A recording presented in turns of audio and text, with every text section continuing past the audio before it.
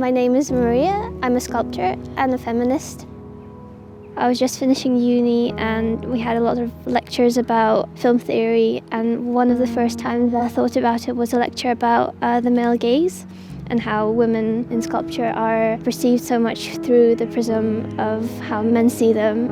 Further on, how women think about themselves as men see them as well, which really changed my perception about myself. I started realizing that that's exactly what I do. I used to think of myself of how I will be perceived by boys in school, or when I grew up, other men, so it formed the way I dressed, the way I spoke.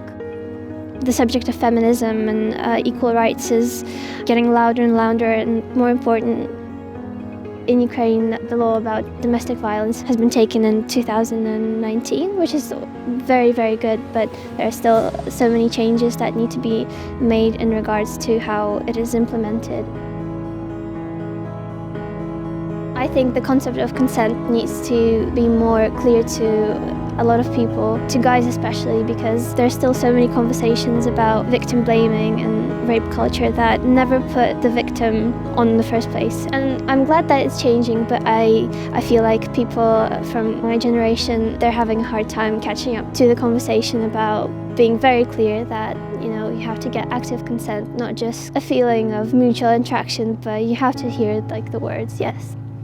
I really hope that men get more involved into the conversation. Of course, women as well.